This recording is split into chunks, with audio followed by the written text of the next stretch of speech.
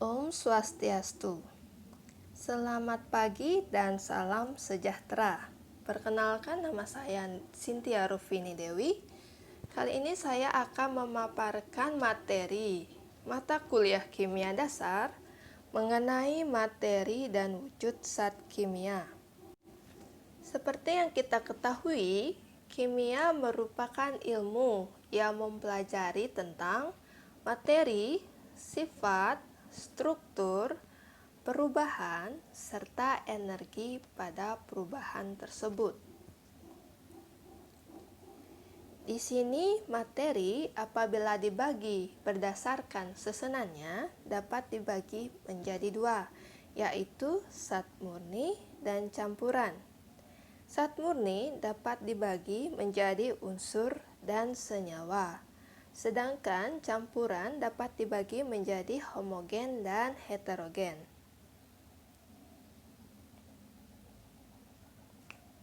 Unsur merupakan zat murni yang tidak dapat diuraikan menjadi zat-zat lain yang lebih sederhana dengan reaksi kimia sederhana atau reaksi kimia biasa. Unsur merupakan bahan dasar penyusun materi. Di sini unsur dapat dibagi menjadi tiga, yaitu logam, non-logam, dan semi-logam. Perbedaan antara logam dan non-logam, apabila diletakkan di dalam suhu ruang, logam tetap berbentuk padat, berwarna mengkilat, dan dapat ditempa, dan juga merupakan konduktor panas yang baik. Sedangkan untuk non-logam, apabila diletakkan di dalam suhu ruang, dapat berbentuk padat, cair, ataupun gas. Tidak dapat ditempa dan bukan merupakan konduktor panas yang baik. Di sini ada beberapa contoh unsur logam, non-logam, dan semi-logam. Beberapa contoh unsur logam itu seperti besi, aluminium, dan emas.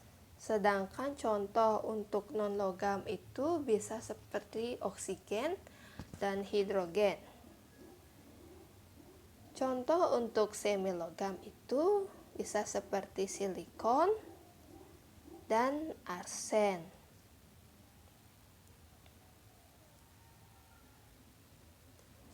Senyawa.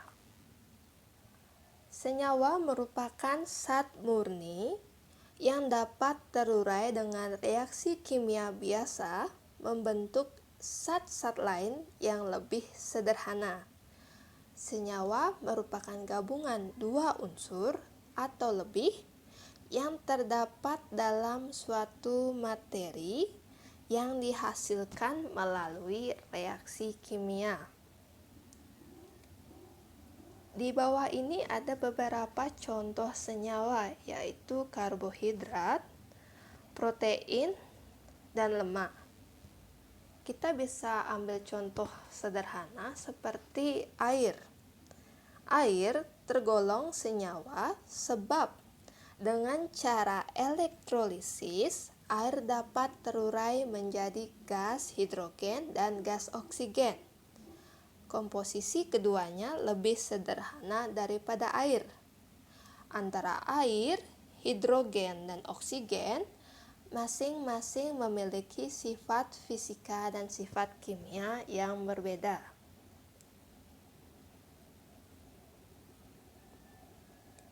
Selanjutnya adalah campuran. Campuran adalah materi yang tersusun atas dua atau lebih zat dengan komposisi tidak tetap dan masih memiliki sifat-sifat zat asalnya. Dengan kata lain, suatu jenis materi dikatakan campuran apabila materi tersebut memiliki keragaman dalam komposisi dan sifat-sifat zat aslinya masih tampak. Campuran dibagi menjadi dua, yaitu campuran homogen dan campuran heterogen. Suatu campuran dikatakan homogen apabila keseluruhan materi penyusun campuran itu tidak dapat dibedakan satu dengan yang lainnya, tetapi sifat masing-masing komponennya masih tampak.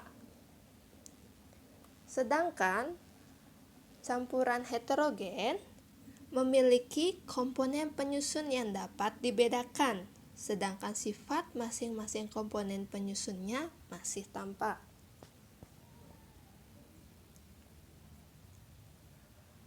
Di sini ada beberapa contoh campuran homogen, yaitu susu dan kopi. Dari sudut pandang manapun kita amati, susu dan kopi itu tampak homogen, baik warna, rasa, maupun kekentalannya. Sehingga dari dalam satu gelas tersebut, kita tidak dapat membedakan mana bagian yang merupakan susu, air, kopi, atau gula. Tetapi, sifat dari masing-masing komponennya masih ada, seperti rasa manis dari gula, warna hitam atau putih dari kopi atau susu, atau wujud cair yang berasal dari sifat fisika air. Selain itu, kita juga memiliki contoh campuran heterogen, yaitu minyak dan air. Contoh lain campuran heterogen itu bisa seperti gula pasir dan garam dapur. Campuran gula pasir dan garam dapur itu tanpa bantuan mikroskop itu susah untuk dibedakan. Tetapi dengan bantuan mikroskop, perbedaan struktur pada susunan garam dapur dan gula itu masih bisa dilihat perbedaannya. Sehingga campuran tersebut adalah campuran heterogen. Klasifikasi materi berdasarkan wujudnya. Nah, itu dapat dibagi menjadi 3, yaitu zat padat, zat cair, dan zat gas. Di sini ada beberapa gambar sebagai contoh. Pensil merupakan zat padat, air merupakan zat cair, sedangkan asap merupakan zat gas. Perbedaan zat padat, cair, dan gas apabila kita lihat dari gambar di bawah ini, zat padat memiliki partikel-partikel yang rapat. Bentuknya tidak mengikuti wadah dan memiliki volume yang tetap. Sedangkan air memiliki volume yang tetap, partikel yang agak renggang, dan bentuk mengikuti wadah. Sedangkan untuk zat gas, partikel-partikelnya sangat renggang, bersifat bebas, bentuknya mengikuti wadah, dan volumenya juga mengikuti wadah. Nah, sekian presentasi dari saya mengenai materi dan perubahan zat kimia. Sekian dan terima kasih.